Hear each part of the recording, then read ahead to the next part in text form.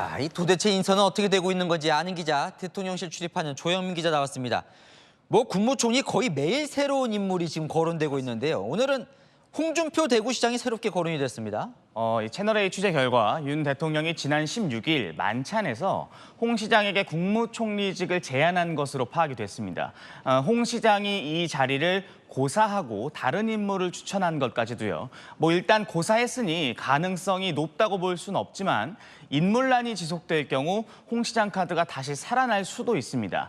이날 상황을 잘 아는 여권 관계자는 채널A에 정중한 거절이었다면서도 다른 인사 후보군들도 있는 만큼 우선 고려를 해보시라는 것이라며 이 여지를 남기기도 했습니다. 어제는 또 민주당 출신 박영선 전 장관 이야기가 급부상했었는데 오늘 박 전 장관 협치가 기묘하다. 일본에서 글도 올렸어요. 맞습니다.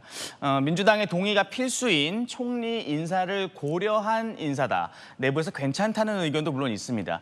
또 윤 대통령이 잘 아는 인물이기도 하고요. 대통령 역시 이 인사에 대해 의지가 없는 것도 아닙니다.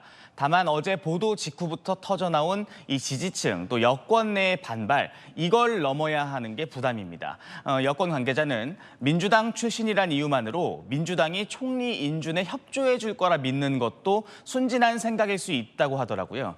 저희가 오늘 상황을 체크해 봤을 때 박 전 장관의 총리 지명 가능성 사실상 어려운 분위기로 좀 정리가 되는 것 같습니다. 참 정말 난항인 것 같은데 다른 후보군들도 있어요? 맞습니다.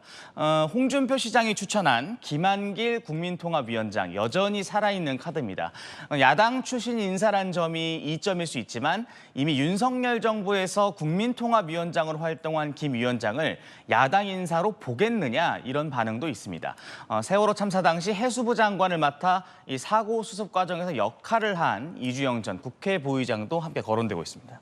대통령 비서실장 자리도 지금 잘 갈피가 안 잡혀요. 역시 난항입니다.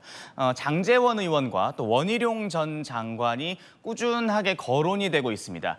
그런데 저희가 취재한 바에 따르면 윤 대통령이 장제원 의원에게 앞서 정무수석 자리를 제안한 것으로 파악이 되고 있습니다. 저희가 며칠 전 이 원희룡 전 장관에게도 대통령이 정무수석 자리를 제안했지만 원 전 장관이 고사했다 이런 보도를 좀 전해드렸는데 이 얼핏 보면 삼선 의원에게 차관급인 정무수석을 제안하는 게 좀 급이 안 맞아 보이기도 합니다. 좀 정리를 해보면 대통령은 시민사회수석실 기능을 합쳐서 정무수석 자리를 장관급으로 격상시키는 조직 개편안을 검토하고 있는 것으로 전해집니다. 일종의 왕수석이라고 해야 될까요? 정무 기능을 강화할 테니 와달라고 한 건데 일단 두 사람 모두 조심스레 고사한 것으로 파악이 됩니다. 두 사람 비서실장 카드도 여전히 거론되고 있는 상황이긴 합니다. 여기도 뭐 두 사람 외에 다른 후보군도 있겠죠? 맞습니다.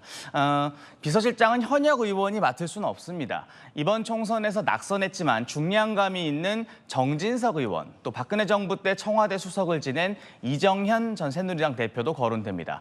다만 오늘 시점을 기준으로 여전히 제3의 안을 찾는 분위기도 감지됩니다. 인선이 그야말로 난항인 거죠. 너무 이 인선 국면이 길어진다는 얘기도 나오던데 언제쯤 가능할 것 같아요? 이 내부적으로는요, 이 인선 국면을 좀 가급적 빠르게 정리를 해야 된다 이런 인식들이 중론입니다. 어제 박영선, 양정철 인사 카드가 공개되면서 노출된 이 대통령실 내부 혼선, 또 제안과 거부가 이어지는 이 인선 난항이 부각될 경우 대통령의 인적 쇄신 의지가 퇴색될 수 있다는 위기감이 있는 겁니다. 대통령실 고위 관계자도 내일까지는 상황을 정리해야 한다면서도 상황이 쉽지는 않다 이렇게 난맥상을 암시했습니다.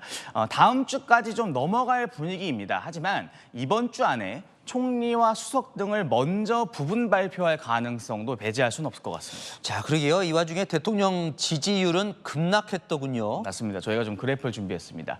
총선 전 30% 후반대를 유지하던 대통령 지지율이 총선 직후인 이번 주 27%까지 떨어졌다는 조사가 나왔습니다.